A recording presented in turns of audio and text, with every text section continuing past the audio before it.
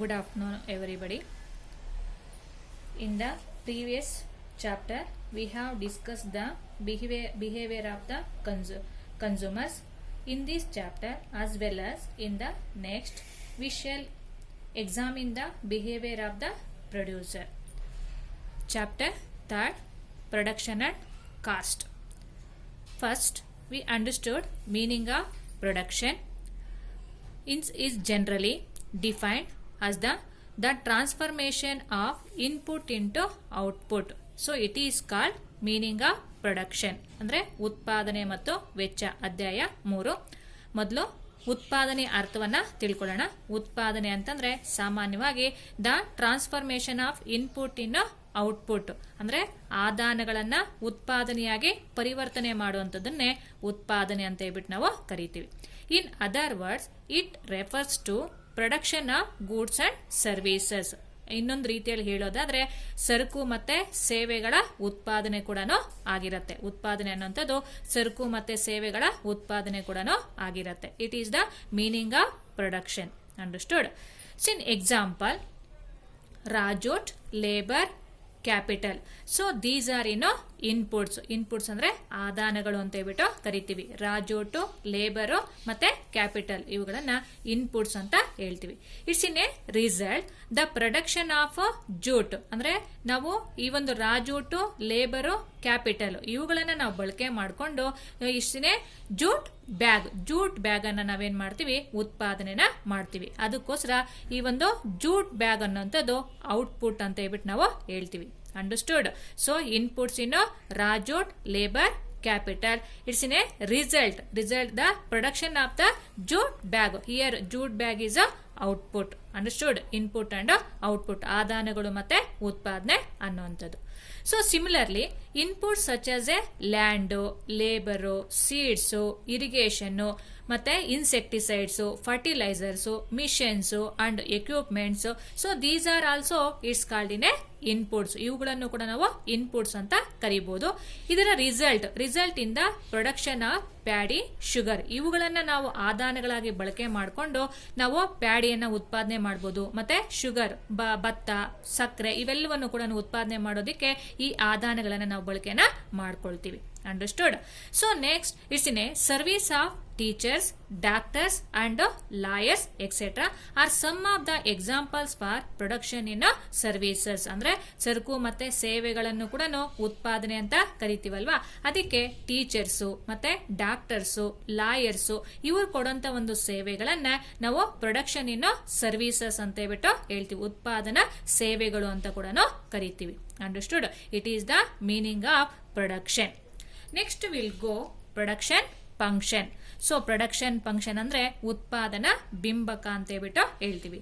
The production function of A firm is A relationship between input used and output produced by A firm. It is called production function. ಉತ್ಪಾದನಾ ಬಿಂಬಕ ಅಂತ ಹೇಳ್ತೀವಿ. ಉತ್ಪಾದನಾ ಬಿಂಬಕ ಅಂದ್ರೆ ಒಂದು ಉದ್ಯಮ ಘಟಕ ಅನ್ನುವಂಥದ್ದು ಬಳಕೆ ಮಾಡುವಂತ ಒಂದು ಆದಾನಗಳು ಮತ್ತೆ ಉತ್ಪಾದನೆ ಇವೆರಡರ ನಡುವೆ ಇರುವಂತ ಒಂದು ಸಂಬಂಧವನ್ನ, ರಿಲೇಶನ್ಶಿಪ್ ಅನ್ನೇ ನಾವು ಉತ್ಪಾದನಾ ಬಿಂಬಕ ಅಂತ ಹೇಳ್ಬಿಟ್ಟು ನಾವು ಕರಿತೀವಿ. Understood? So production function means it's in A relationship between inputs used and output produced by the firm. It is called production function. So for various quantities of inputs used in here, it gives the maximum quantity of output that can be produced. ಅಂದ್ರೆ ಬೇರೆ ಬೇರೆ ರೀತಿಯಾದಂತಹ ಒಂದು inputs ಅನ್ನು ನಾವು use ಮಾಡಿಕೊಂಡು it's in maximum quantity of output ಅನ್ನು ಕೂಡ ನಾವಿಲ್ಲಿ ಪ್ರೊಡ್ಯೂಸ್ ಅನ್ನ ಮಾಡಬಹುದು.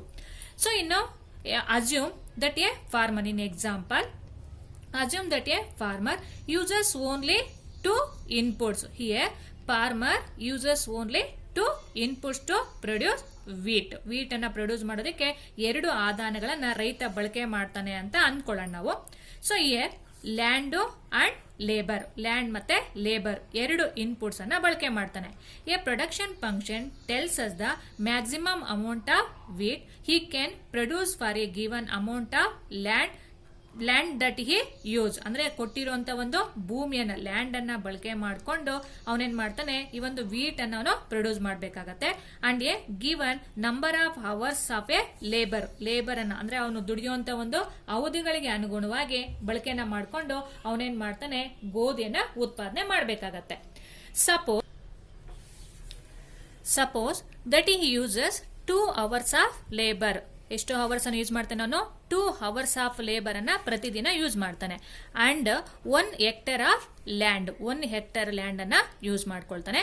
ಯೂಸ್ ಮಾಡ್ಕೊಂಡು to produce a maximum 2 tons of wheat. So land ಅನ್ನ ಮತ್ತೆ ಲೇಬರ್ ಅನ್ನ ಎರಡನ್ನೂ ಇನ್ಪುಟ್ಸ್ ಆಗಿ ಬಳಕೆ ಮಾಡಿಕೊಂಡು ಅವನು ಎಷ್ಟು ಟನ್ಸ್ ವೀಟ್ ಅನ್ನ ಪ್ರೊಡ್ಯೂಸ್ ಮಾಡ್ತಾನೆ 2 tons of wheat 2 tons wheat ಅನ್ನ ಅವನೇನ್ ಮಾಡ್ತಾನೆ ಪ್ರೊಡ್ಯೂಸ್ ಅನ್ನ ಮಾಡ್ತಾನೆ. Then he function that describe that relation it's called in a production function. ಅಂದ್ರೆ ಆದಾನಗಳು ಮತ್ತೆ ಈ ಒಂದು ಉತ್ಪಾದನೆ ಅಂದ್ರೆ ಆದಾನಗಳನ್ನ ಬಳಕೆನ ಮಾಡಿಕೊಂಡು ಏನ್ ಉತ್ಪಾದನೆ ಮಾಡ್ತಾನೆ ಅದರ ನಡುವೆ ಇರುವಂತ ಒಂದು ಸಂಬಂಧವನ್ನೇ ನಾವೇನಂತ ಕರಿತೀವಿ ಪ್ರೊಡಕ್ಷನ್ ಫಂಕ್ಷನ್ ಅಂತ ಹೇಳ್ಬಿಟ್ಟು ನಾವು ಕರಿತೀವಿ. Understood. Next will go equation of production function. Equation Q is equal to K into L. So it is the equation of production function. Here Q is the amount of wheat produced. Q represent is the amount of wheat produced or output. Q represent in a output in a here. K represent is the area of land in a hectares. Land ಅನ್ನ ಇದು ಸೂಚಿಸುತ್ತೆ K ಅನ್ನುವಂಥದ್ದು. L is the number of hours of work done in a day. ಅಂದ್ರೆ ಒಂದು ದಿನದಲ್ಲಿ ಎಷ್ಟು hours ಕೆಲಸ ಮಾಡ್ತಾನೆ ಅನ್ನೋದನ್ನ L ಅನ್ನುವಂಥದ್ದು ಸೂಚಿಸುವಂಥದ್ದು. It is the equation of production function. Understood. Next will go factors of production. Factors of production ಅಂದ್ರೆ ಉತ್ಪಾದನಾ ಘಟಕಗಳು ಅಥವಾ ಉತ್ಪಾದನಾಂಗಗಳು ಅಂತ ಹೇಳ್ಬಿಟ್ಟು ಹೇಳ್ತೀವಿ. Now Vilas, meaning of factors of production. Its meaning the inputs that a for users in the production process are called factors of production. Factors of production ಅಂತಂದ್ರೆ the input that a firm uses in the production. ಒಂದು ಉದ್ಯಮ ಘಟಕ ಅನ್ನುವಂಥದ್ದು ಯಾವ ಒಂದು inputs ಅಂದ್ರೆ ಆದಾನಗಳನ್ನ ಬಳಕೆ ಮಾಡ್ಕೊಂಡು ಉತ್ಪಾದನೆ ಮಾಡುವಂತ ಒಂದು ಪ್ರಕ್ರಿಯೆ ಇದೆಯಲ್ವಾ, ಪ್ರೋಸೆಸ್ ಮೀನ್ಸ್ ಪ್ರಕ್ರಿಯೆ ಇದೆಯಲ್ವಾ, ಅದನ್ನೇ ನಾವು ಫ್ಯಾಕ್ಟರ್ಸ್ ಆಫ್ ಪ್ರೊಡಕ್ಷನ್ ಅಂತ ಹೇಳ್ಬಿಟ್ಟು ನಾವು ಕರಿತೀವಿ. Understood. So factors of productions are land, labor, capital and organization. So factors of production ಅಂತ ಯಾವನ್ನ ಕರಿತೀವಿ ಅಂದ್ರೆ land, labour, capital and organisation. So these are it's called in a factors of production. ಇವುಗಳನ್ನ factors of production ಅಂತ ಹೇಳ್ಬಿಟ್ಟು ನಾವು ಕರಿತೀವಿ. So land is a fixed factor. So in year factors of production ಅಲ್ಲಿ ಲ್ಯಾಂಡ್ ಅನ್ನುವಂಥದ್ದು fixed factor ಅಂತ ಹೇಳ್ಬಿಟ್ಟು ನಾವು ಕರಿತೀವಿ, ಸ್ಥಿರ ಉತ್ಪಾದನಾಂಗ ಅಂತ ಕರಿತೀವಿ. Labour, capital and organisation are variable factors. ಈ ಲ್ಯಾಂಡ್ ಮತ್ತೆ ಕ್ಯಾಪಿಟಲ್ ಮತ್ತೆ ಆರ್ಗನೈಸೇಷನ್ ಇದೆಯಲ್ಲ ಇವನ್ನ ವೇರಿಯಬಲ್ ಫ್ಯಾಕ್ಟರ್ ಅಂತ ಹೇಳ್ಬಿಟ್ಟು ನಾವು ಕರಿತೀವಿ, ಬದಲಾಗುವಂತಹ ಉತ್ಪಾದನಾಂಗಗಳು ಅಂತ ಹೇಳ್ಬಿಟ್ಟು ಕರಿತೀವಿ. Understood. Factors of production. So it is in important in 2 marks question. Next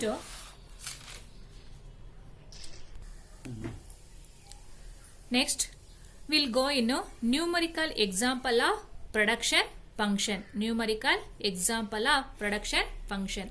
Here we'll take in a capital, labor and output. So here 1 unit of capital and 2 units of labor of it's in a most 20 units of output. So here 1 unit of capital, 2 unit of labor and 20 units of output. So next 2 units of capital, 4 units of labor output 44 units. So it's in a so on. So both the inputs are necessary for production. Both the inputs, capital and labor, both the inputs are necessary for the production or output. If any of the inputs become 0, any of the inputs become a 0, there will be no production. Here no labor also 0, capital also 0, output also 0 here.